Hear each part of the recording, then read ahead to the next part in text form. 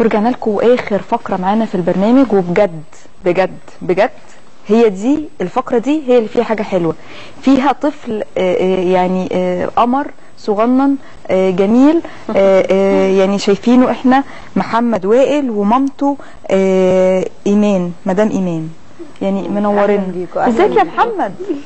عامل ايه؟ رد عليه يلا. كويس؟ انت زعلان مننا؟ انت زعلان؟ برافو عليك، مش زعلان الحمد لله.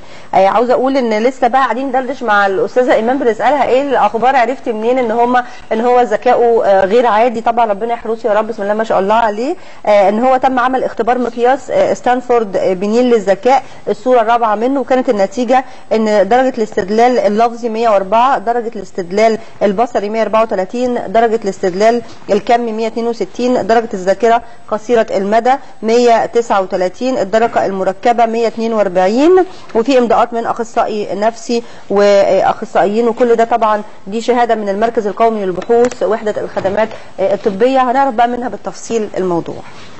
يعني انت ازاي عرفتي ان هو زي ما قلنا في الاول ان هو طفل عبقري؟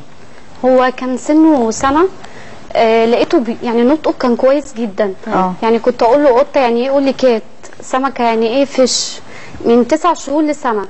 ما خدتش برضك ولا اديت يعني شويه، يعني لقيته نطقه برضك معايا كده، بقيت اجيب له لعب بازل حاجات اكبر من سنه سنتين. لقيته بيركبها، ممكن يركبها بالمقلوب، يعني لو قلبتها له بيركبها بالمقلوب. كان بيحفظ كلمات انجليزي كتير مني، يعني كنت اقول له بابا يعني ايه، يرد عليا ويقول لي، اجي اديله كلمه وتاني يوم اساله على اساس ان انا اتوهه شويه، يعني اشوفه مدى ذاكرته قد ايه. اصبح اقعد فتره طويله واجي اساله والاقيه حافظها. فقلت قلت لازم اتوجه لحته توجهني اعمل معاه ايه. فتوجهت لمركز البحوث، يعني سمعت عن الدكتور ايهاب هناك، هو بيشوف الحالات ديت ويوجهني لفين. عملت له التيست بتاع الذكاء. هو مؤدب كده على طول؟ مؤدب لا هو مش مؤدب كده على طول. لا ده جميل ما شاء الله، ربنا يخليه لك. طب يلا قول لنا بقى، عاوز تسمع لنا ايه؟ هو حافظ حافظ قرآن صح؟ قرآن وحافظ كلمات انجليزي، وحافظ 1 2 3 يعني. طب يلا يا محمد هتقول لنا القرآن ايه بقى؟ قول سورة الناس. يلا قول قل اعوذ برب الناس. قل اعوذ برب الناس. مالك الناس. يلا قول مالك الناس. مالك الناس. مزار واشرق ناس. الذي وسوس في صدور ناس من الجنة والناس. يا حياتي ما شاء الله العظيم، الله اكبر الله اكبر ما شاء الله ما شاء الله. لا ربنا يخليك. طب حافظ بقى 1 2 3 ولا مش حافظهم؟ طب قول يلا. لازم نربع ايدينا كده. يلا قول 1.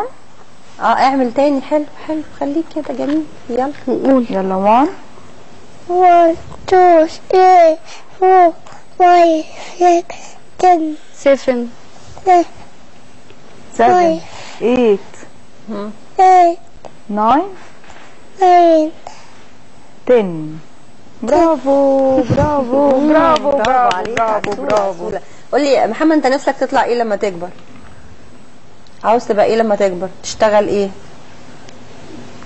ضابط ولا دكتور؟ ها هو بيتكسف ولا ايه؟ هو خجول شويه. هو خجول. طيب قولي لي يعني قالوا لك تتصرفي معاه ازاي، او المواقف اللي زي دي، او هو طبعا إيه؟ هنا يعني في مصر عامه ما فيش حاجه بتراعي الاطفال اللي زي كده. في اطفال كتيره كده مع دكتور ايهاب، يعني في حالات كتيره ما فيش حاجه هنا بتراعي. فهو قال لي معاكي مع المدارس اللي هي الخاصه بقى، اللي هي التجريبي، الحاجات اللي هي دي، ما نوديش حكومه، مدرسه حكومه لا.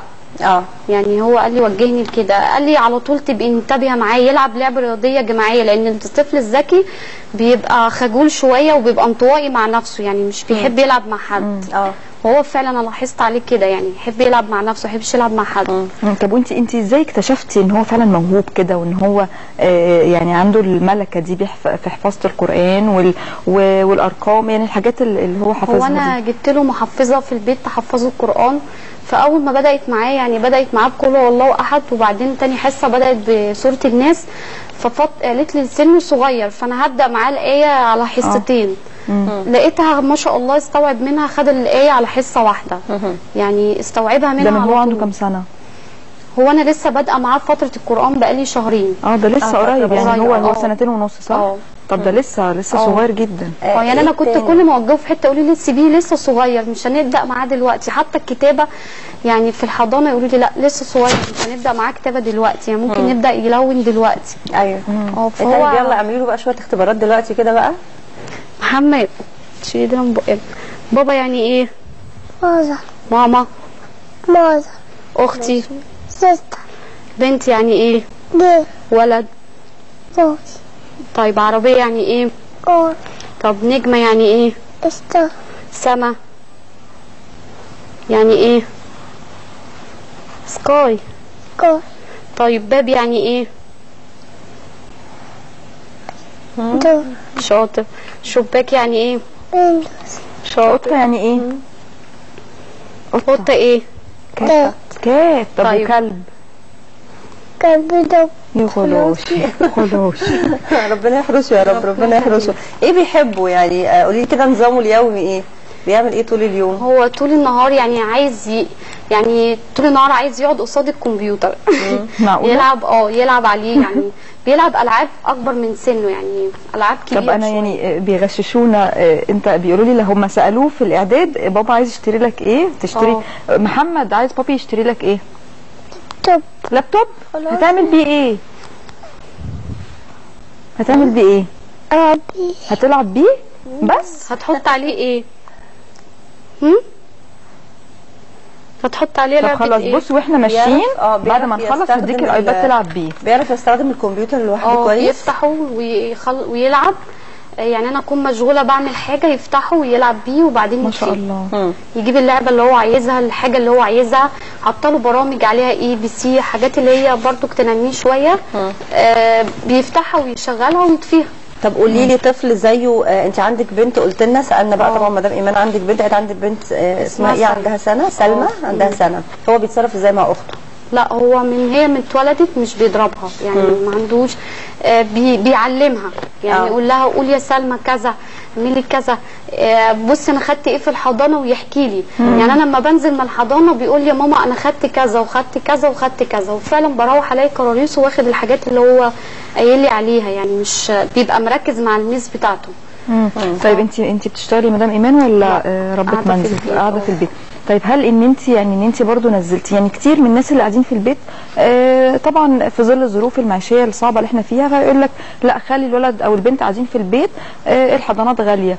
انت يعني ده ساعد؟ هل نزول الحضانه شايفاه انه ساعد في تنميه المهارات اللي هي عنده؟ طبعا يعني هو لسه من فتره بيقول لي يا ماما انا عايز اجيب حاجه اجيب حاجه دراج احط في الدرج احط فيه البازل ودرج احط فيه عربيات كبيره ودرج احط فيه العربيات الصغيره. فبقول له طب انت شفت الحاجات دي فين؟ يقول لي انا شفتهم بيحطوا اللعب في الحضانه في الدرج. فهو خد كده وعايز يعمل في البيت زي ما شاف في الحضانه. يعني طيب احنا سمعنا بقى قرآن وسمعنا ارقام. حافظ اغاني؟ حافظ اغاني؟ يلا قول. بتحبي مين من اللي بيغنوا بتحبهم؟ ها؟ اكيد طبعا بيحب الاغاني صح. حافظ اغاني وبيغنيها في البيت. بيتابع زي بقى باقي الاطفال الصغنطاطين الاعلانات وحافظ الاعلانات والحاجات دي يعني زي الاطفال في حاجات كتير ولا حاسه ان هو مختلف برضه؟ لا هو ملهوش في التلفزيون يعني مش ليه في التلفزيون خالص. يعني هو شغله كله على الكمبيوتر. وعلى اليوتيوب بقى يجيب اطفال ويشغل ويطفي لوحده ويجيب حاجات تانية كده. يعني كله شغل لكن التلفزيون مش ليه فيه خالص تلفزيون. ما شاء الله عليه. لا بجد يعني ربنا يحميهولي. بس لما بجيب التلفزيون يعني قنوات حافظ القنوات. يعني يقول لي دي قناه كوكي لا مش دي قناه كاتس دي قناه مش عارفه ايه. يعني حافظ القنوات من فوق الاشارات بتاعتهم. طيب علاقته بقى بمين اقوى؟ انت ولا باباه؟ هو انا اكتر يعني من باباه. بس هو يعني باباه بيحب يستوعب من باباه اكتر مني انا. بحكم ان انت موجوده في البيت يعني ما مش بتشتغلي مثلا. لما بيعمل بقى حاجه غلط ايه بتتصرفي معاه ازاي؟ العقاب. العقاب بيبقى ايه؟ لا هو على طول يعني مش على طول دايما بيعمل حاجه غلط يعني. هو تفكيره كله يلعب يخترع حاجه. يعني جاب دايره قبل كده عنده ادوات هندسيه يعني بازل على شكل مثلث ودايره ومربع ومستطيل. فجابت دايره وعايزني ارسم دايره ورسمتها له فعلا، وعايز يحط حاجه من النص عشان يعملها عربيه.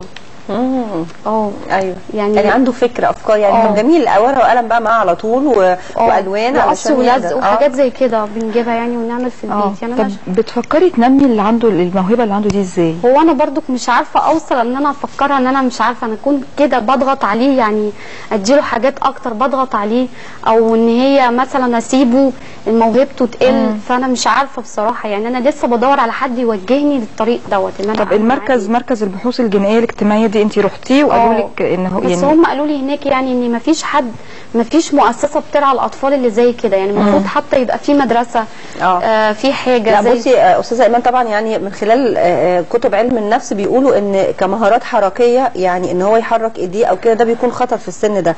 بس طبعا ككلام متخصص فاحنا اكيد بكره في لقائنا ان شاء الله او في فقره الاخبار ممكن نتصل بمتخصص هتتابعينا ان شاء الله، وهنساله عن حاله محمد ايه اللي مناسب له في السن ده اللي هو سن 3 سنوات او اقل بشهور. ممكن ايه اللي مناسب له، المهارات الحركيه ولا الذهنيه اكتر، يلعب بازل بس حاجات خفيفه ولا فعلا انا عايزه حد يوجهني يعني عشان اعمل معاه ايه. عشان لا تابعينا ان شاء الله بكره في الانترو في المقدمه ونسال فعلا متخصصين، لان اكيد في زي محمد كتير يعني في اكيد مش محمد بس. طيب في حد زي محمد في العيله عندك كان كده؟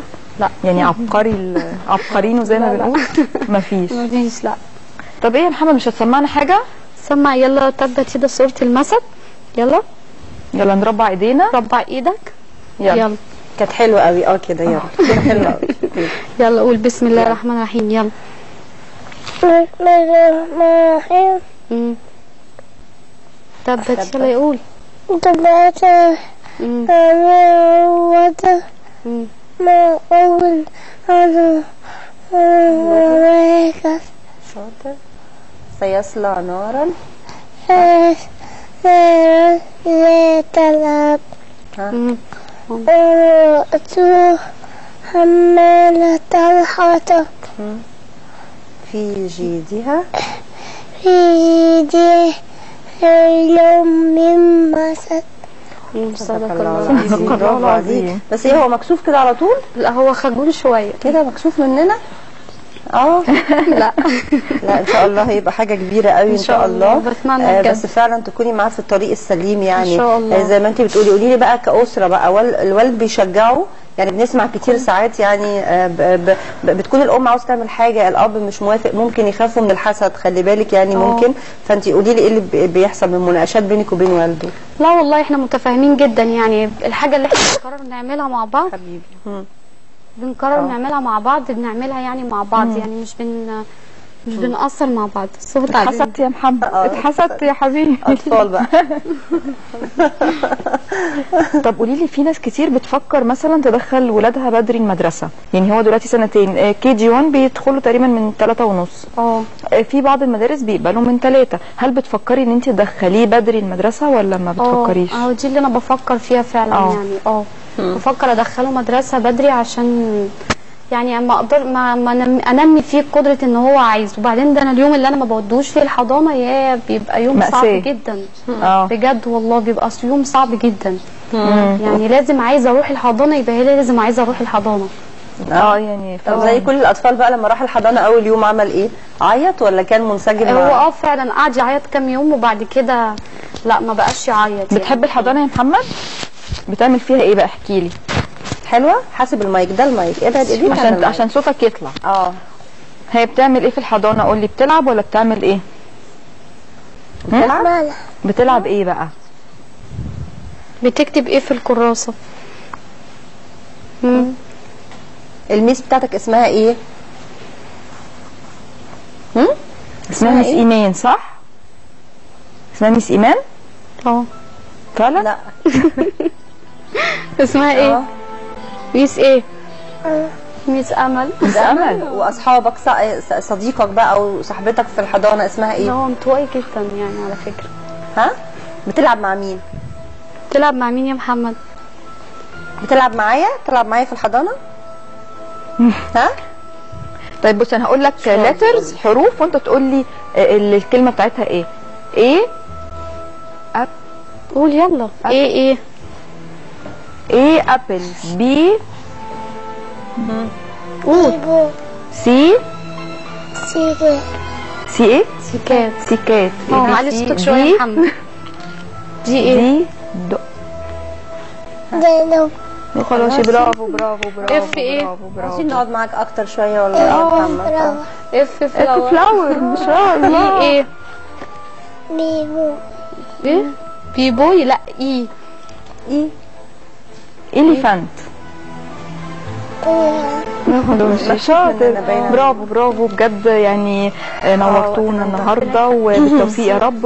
ويعني نقابلك بقى وانت تابعينا ان شاء الله بكره ونشوف برضو حد من المتخصصين. وطبعا احنا بنشكرك كأم بتهتمي بابنك.